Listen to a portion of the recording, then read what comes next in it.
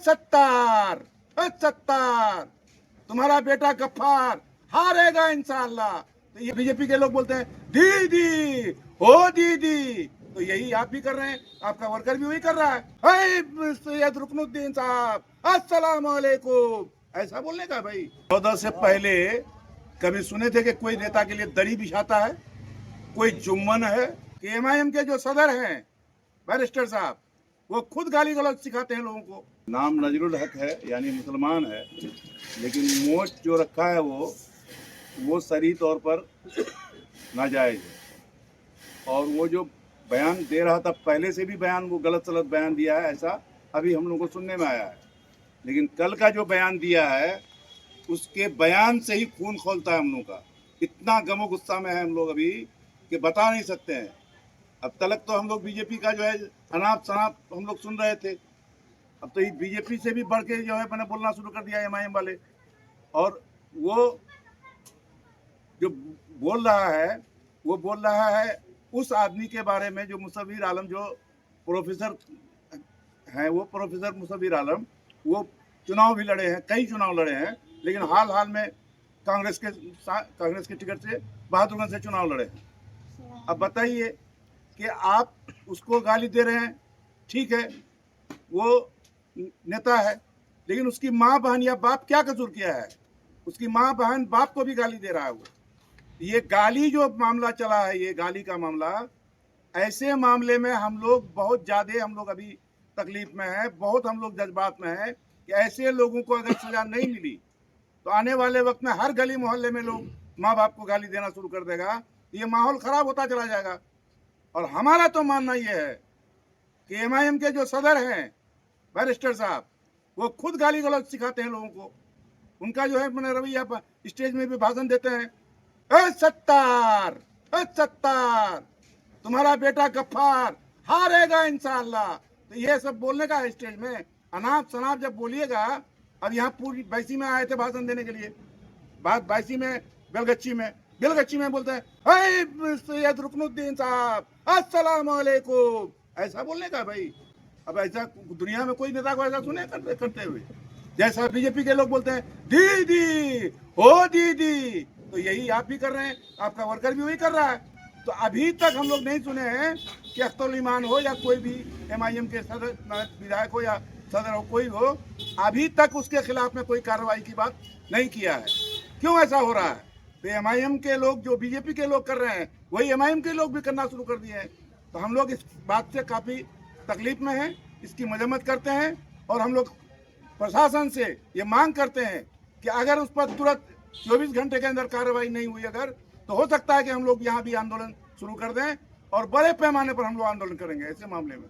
क्या इस तरह की बयानबाजी से सीमांचल में जो भाईचारा है ये कहीं ना कहीं बिगड़ते हुए नजर आ रही है? आप लोग देखे हैं ना, कभी 14 से पहले कभी सुने थे कि कोई नेता के लिए दरी बिछाता है, कोई जुम्मन है, कोई मैंने गुलामी करता है, इस तरह का भाषा कभी सुनते थे? जब से एमआईएम है तब से दरी बिछाता है, गुलाम मैंने जुम्मन है। ये जुम्मन नाम कहाँ से आ गया? जुम्मन का गाली है ना, हम लोग को जुम्मन कहा जाता है, तो हम लोग गाली हम लोग को है दरी बिछाना। अरे तुम्हारे लिए क्यों दरी बिछाएं? फिर हम अपने लिए क्यों नहीं दरी बिछाएंगे? दरी बिछाते हैं। ये गाली सिखाने का काम उसके नेता लोग कर रहे हैं, और ये नेता गाली दिया है कल, और अभी तक कोई कार्रवाई उस पर नहीं हुई है। आप दिए हैं, ये सरासर हम इसका मजम्मत करते हैं।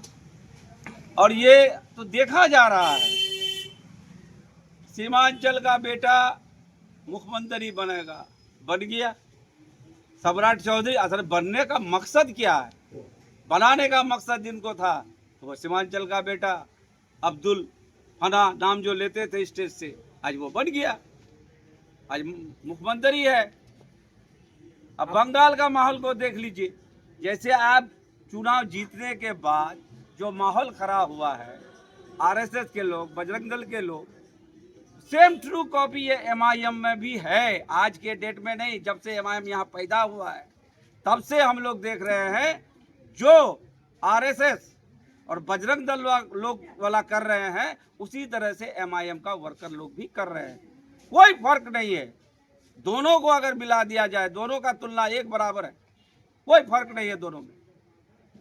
तो ये सरासर गलत है गाली देना, उन पर कानूनी कार्रवाई होनी चाहिए। जिस तरह जिस शख्स का आप जिक्र कर रहे हैं कि सोशल मीडिया पर आकर के बेतुका बयानबाजी कर रहे हैं या गाली कर रहे हैं, क्या इस तरह की बयानबाजी से सीमांचल का माहौल बिगड़ेगा?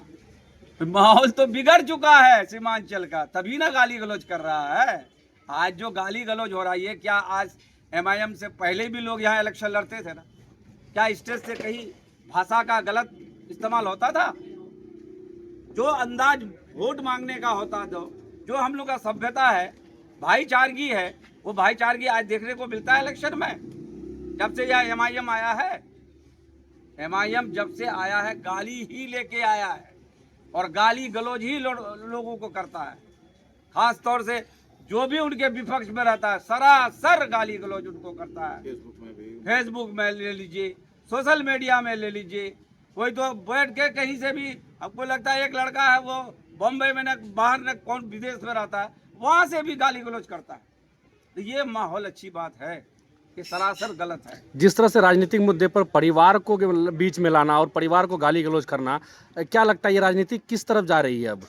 ये सरासर वही जा रहे हैं। आपको तो बात बोल दी है कि जैसे RSS और बजरंग दल वाला कर रहे हैं, माहौल खराब।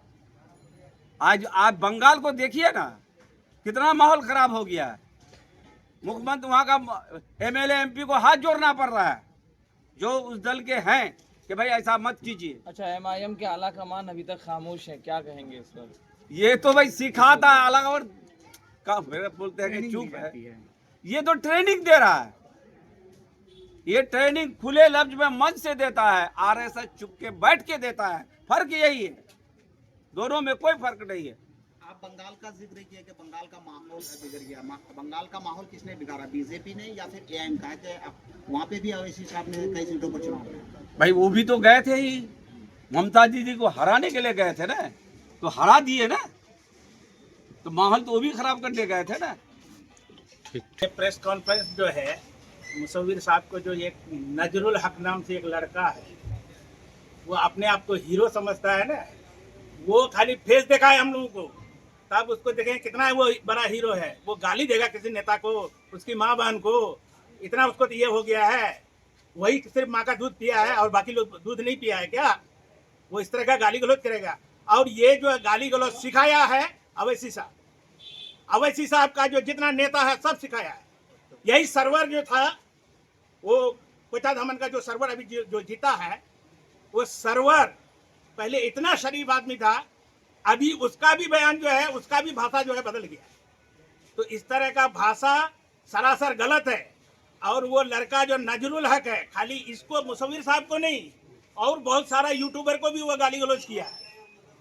एक जो है क्या, कौन खातून नाम से एक बारहवीं की एक लड़की है जो यूट्यूबर है, उसको भी जो है गाली गलौज दिया है, माँ बहन का गाली गलौज दिया है वो। तो ये जो है अपने आप को हीरो समझता है। इस पर अगर कानूनी कार्रवाई नहीं हुई तो हम लोग जो है सड़क पर आकर के इसका हीरोपंती को देखना चाहते हैं कि कितना बड़ा वो हीरो। उनके पार्टी के हाई कमान के द्वारा कोई एक्शन नहीं ली जाती है क्या? उसका पार्टी तो कुछ नहीं बोल रहा है, उसका पार्टी है तो उस पर जो है गाली गलौज करवाना सिखाता है। उसका पार्टी का लोग, वहाँ का MLA है अख्तरुल ईमान। क्या अख्तरुल ईमान को इस बात पर जो है कुछ नहीं बोलना चाहिए? जब मुसव्विर साहब जैसा प्रोफेसर आदमी को जो उसकी माँ बहन को गाली गलौज करेगा, ये सरासर गलत है। लेकिन देखा जाता है कि जिस तरह से उन्होंने सोशल मीडिया पर आकर के गाली गलौज की, उसके कुछ ही घंटों बाद फिर उन्होंने आकर के माफीनामा भी पेश किया है। और किसी का मर्डर कर दीजिएगा, उसके बाद जो है सोशल मीडिया में माफी, उसको अगर माफी मांगना है तो चौराहे में आकर के माफी मांगिए, सबके सामने आकर के माफी मांगिए कि हमसे जो है गलती हुआ है। मुसव्विर साहब से जाकर के माफी मांगे। वो जो है सोशल मीडिया में बोल दिया और माफी मांग लिया, हो गया। उसकी माँ बहन से जाकर के माफी मांगे। इस तरीके से माफी सोशल मीडिया मांग रहे थे, देश के प्रधानमंत्री मांग रहे हैं माफी। हाँ, वो कौन चीज है? वो लड़का कौन चीज है जो है सोशल मीडिया में जो है माफी मांगेगा? उसको अगर माफी मांगना है तो मुसव्विर साहब के परिवार पे जा करके, उसका परिवार के पास जाकर के जो है हाथ जोड़ करके पैर पकड़ करके वहाँ माफी मांगे, तब उसको माफ किया जाएगा। नहीं अन्यथा नहीं तो उस पर कानूनी कार्रवाई तुरंत जो है जिला प्रशासन हो, जो भी हो वो करे। और नहीं तो ये जो अख्तरुल ईमान साहब जो है आगे भी चुनाव लड़ना चाहते हैं, उनको बताया जाएगा। आप गली और मोहल्ले में जब आइएगा तब आपको बताएंगे कि क्या होता है ये गाली गलौज का मतलब, उसका बदला क्या होगा आपको। आप जिंदगी भर के लिए नहीं बने हैं। मात्र जो है 4 साल 5 साल के लिए आप बने हैं, 1 साल आपका चला गया और 4 साल बाकी है, फिर आपको चुनाव लड़ना है।